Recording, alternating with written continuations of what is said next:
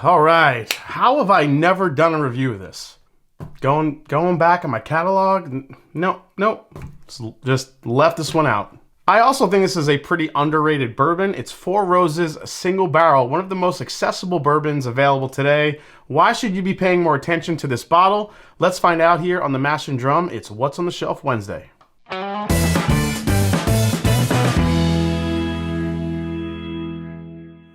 What's up, folks? I'm Jason C. from the Mash and Drum. Welcome to What's on the Shelf Wednesday, the series where I bring you reviews of bottles you can actually find on the shelf, including bourbons, ryes, scotches, Irish whiskeys. Today, we have Four Roses single barrel, bottle at 100 proof, but a bottle that sometimes newer bourbon enthusiasts kind of overlook. Four Roses overall uses 2 different mash bills and 5 different yeast strains to create 10 unique bourbon recipes. This is their standard 100 proof single barrel. It always uses their OBSV recipe. We will get into what the recipes are in a bit. Take a closer look.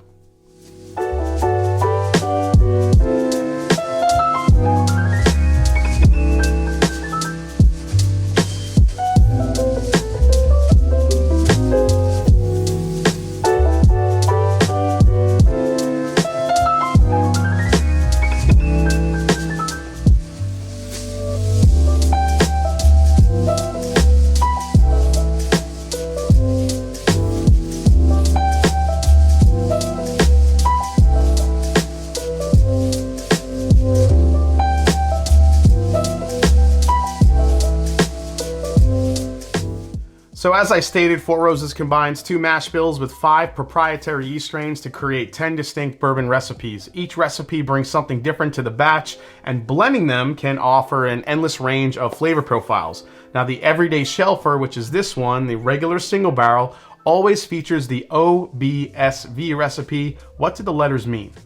So the first letter is always the same, O. The O represents the Four Roses Distillery in Lawrenceburg, Kentucky. According to Four Roses master distiller Brent Elliott, the O is a throwback from the Seagram's days when barrels had a distillery designation. O was designated for the old Prentice Distillery, which is the current Four Roses Distillery. But back in the day, Seagram's used to own many distilleries around the country, so they probably all had different letter designations.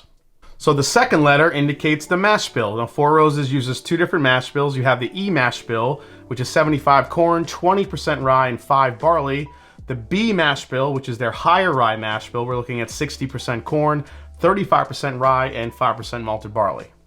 The third letter is always the same, the S, which indicates straight whiskey. Now the fourth letter is where things get interesting. It indicates the yeast. Four Roses uses 5 proprietary yeast strains identified by these yeast codes. Each has its own flavor characteristics. You have V, K, O, Q, or F. So since the second and fourth letter are the only ones that change, that's what you really need to pay attention to. In this case, B, this is their high 35% rye mash bill, and V, which means light fruitiness, light vanilla, caramel, and creamy. Now, if any of you out there get a chance to find a single barrel store pick of Four Roses, these are always bottled at cask strength and use one of those 10 recipes. This one in particular is the OBSQ. If you look on the tag on the side, it'll actually tell you that OBSQ means floral, spicy with medium body. And then you have a bunch of descriptions for the rest of the 9 recipes on there as well, in case you want to figure out what to expect a little bit, what's in the bottle. So the Four Roses single barrel is bottled at 100 proof. It's an NAS, but aged at a minimum of 7 to 9 years. All the barrel info is given on the label right there on the bottom. It's available pretty widely and priced at only about 45 to 50 bucks. All right, let's try it. I get a lot of pear and apple on the nose on this one.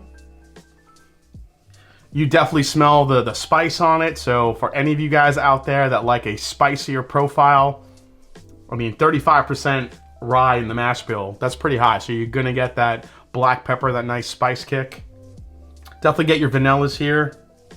And it's definitely a bit floral. I will say this, anytime I put Four Roses in a blind tasting, I don't know what it is. It never really does well, except for the 2021 Bourbon of the Year, which was my 2021 Bourbon of the Year, which is the Four Roses limited edition.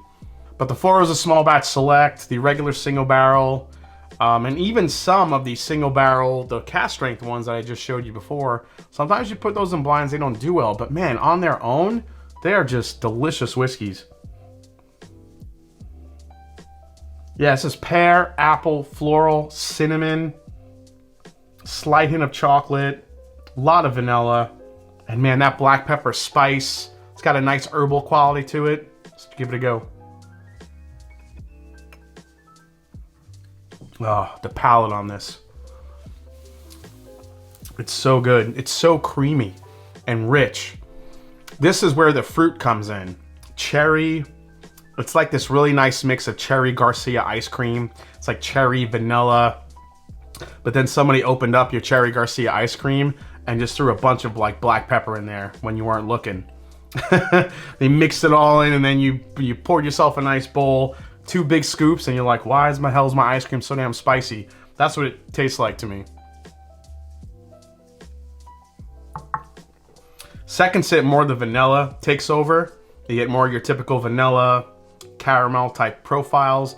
That floral component is there a little bit, but it mostly turns sweet. Even for a 35% mash bill, the spice is there and it lingers, but it doesn't overpower the experience whatsoever. What I love about this one is the first sip may scare you a little bit. You're like, oh, this is really high spice, especially if you're not used to it. Like for all of you that like drink a lot of Buffalo Trace and it's very sweet, not much of a finish. The first couple sips of this might kind of like, might be a little bit too spicy. But when you drink this, the next couple sips, it really mellows out. Yeah, the spice is there, but man, the cherry, vanilla, a little bit of an orange kick, I think, too, from the high rye. This gets really fruity, really sweet. It just, if there's one word to really exemplify what this bourbon is, it's balance. I don't think you're going to find, this is one of the better balanced bourbons that you will find on the shelf, that you will find that's actually available. I would put this bourbon up against any of these hard to find bourbons. I think this, in my opinion, this destroys Blanton's, this destroys Buffalo Trace, it destroys a lot of these harder to find whiskeys that people are still clamoring to get. I still maintain that Four Roses is probably one of the more underrated distilleries. I don't know why, especially for newer bourbon drinkers. If you haven't tried it yet, I implore you to give it a go. Last sip here. It's got like this sneaky long finish. The pepper hangs out, but it's not like killing you. But it's sweet enough on the front of the palate to make it a really beautiful experience. It gives you enough creaminess to really make kind of the sides of your tongue it just kind of just coats everything right in the mid palate. And then it gives you that nice, delicate, creamy, and a little bit of like a mellow spice. Again, cherry Garcia ice cream with black pepper all day long. Absolutely delicious bourbon. If you have not, I still can't believe I've never reviewed this one. If you haven't tried a Four Roses single barrel yet, please do it. All right, guys, I hope you enjoyed this review for Four Roses single barrel on What's on the Shelf Wednesday. Still can't believe I haven't reviewed this one. If you haven't yet, please hit the subscribe button below. Please hit the like button. If you haven't yet, follow me on Instagram, follow me on Twitter.